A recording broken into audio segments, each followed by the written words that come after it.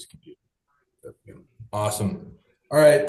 Thanks for hopping on, guys. Everardo, I appreciate you taking the time out of your day and hopping on with us. And I know you recently college graduate, and I think it'll be awesome for us to see your point of view and kind of the technology you use in the industry here.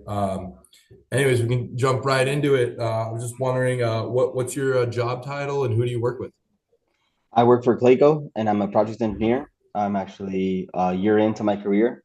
I also graduated from ASU and I've been with the company since I graduated. And kind of to that point as well, are you more in like the main office, like on a site, the corporate position? What kind of job site is it that you're working on? I'm more of my entire day's on the job site. But we split time between the office that we built inside the job site and also the field. So I would say a good 80-20%, maybe 70-30, depending on the weeks. I am currently our team we're building a 27-story high rise in downtown Phoenix. And that's actually just topped out the concrete structure last week. That's awesome. You got number three, Silas? Yeah, I can take that. Awesome. Um, how long have you been working at the that current company? So I've been working here for a year and 2 months. I got hired while I was still in school, but I didn't actually officially start till about the first week of February of last year. So Sweet. about a year and a couple of months. And how long have you been in the construction industry? Construction industry, I would say just about that. I mean, I did a little bit of labor work when I was in school and in high school and over the summers, but actually a part of the project management side of construction just this 1 year. And I Okay. did a couple of internships as well, but nothing crazy.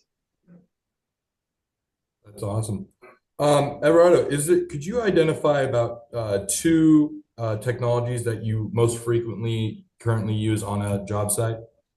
Technology wise, I basically live in Bluebeam. I use that on a regular basis, 24/7, working with PDFs for my submittals, RFIs, when we're submitting billings, when we're submitting reports, test inspections for windows, concrete, all that good stuff.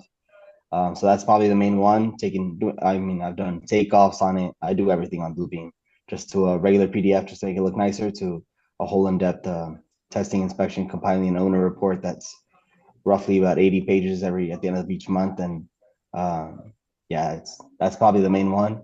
Another one that we use on site that I think is pretty neat is our drone deploy app, where we use a 360 camera to walk the job site, and then we're able to document pictures of the ongoing current phase of the project. And like before we pour concrete decks, we can make sure that everything's in place. And if in case something is out of place, we can go back and check it.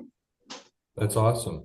Diving the blue beam, is it just predominantly you as a PE that uses it, or who in a project setting is going to be using blue beam? Basically, everybody on our project management side and board superintendent sides. Like I said, we use that for our drawings, so in case we have to do markups and then print them out and go walk the field with them. I see our VDC guy uses it, our project managers use it, our superintendents use it. Basically, everybody on our job site uses it.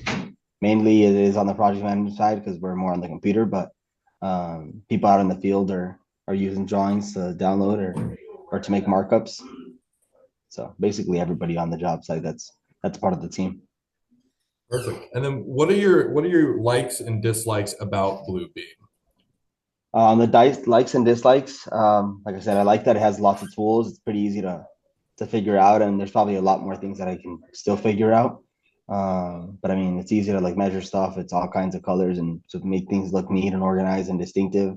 I've done takeoffs on it, which is pretty easy. Just measure tool count, and you just basically go ramp it, and you can export everything into either an Excel sheet or like a few other different kinds of sheets. But it's either uh, I usually take counts from there, or I'll do like area measurements, volume measurements, length measurements.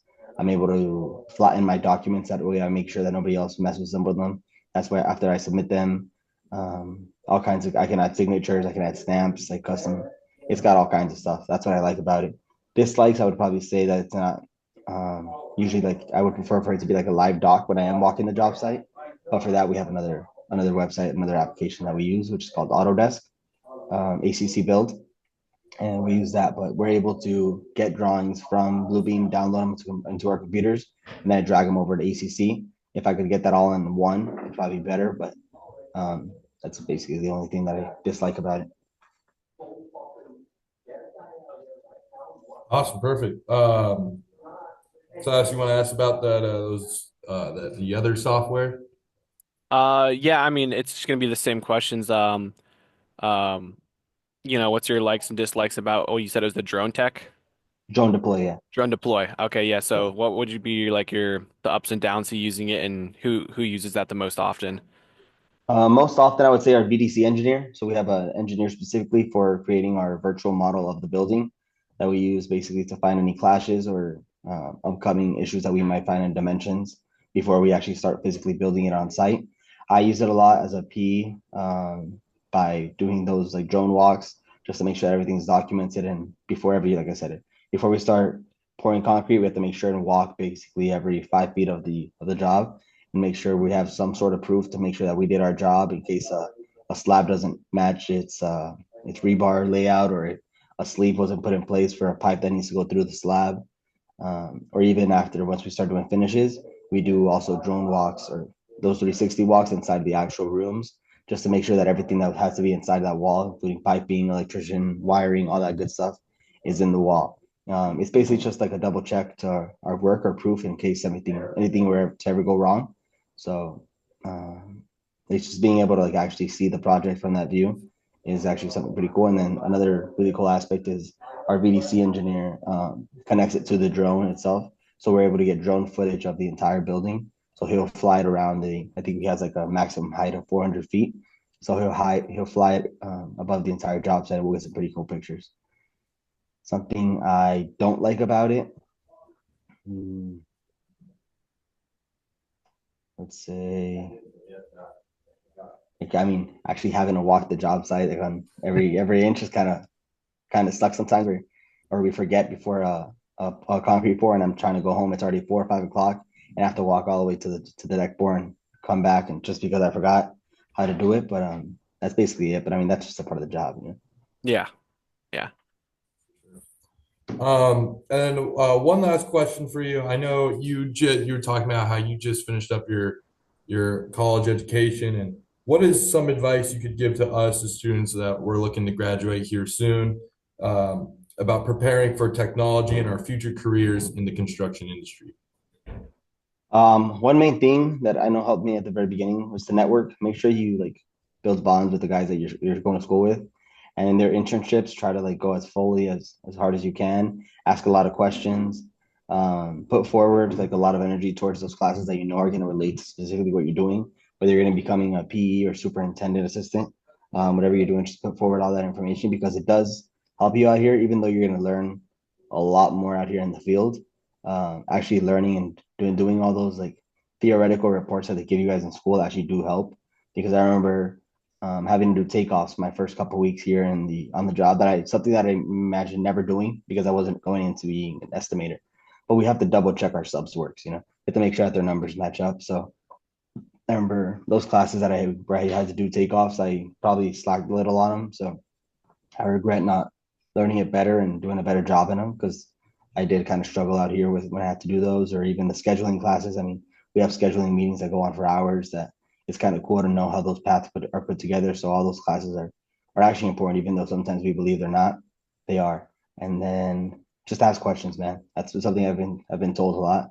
That's some advice. Just ask as many questions as physically possible. People are usually super open to teaching you guys. And I know that's how it was in me. I got put on a great team that loves to answer questions. I probably should be asking way more on a regular basis.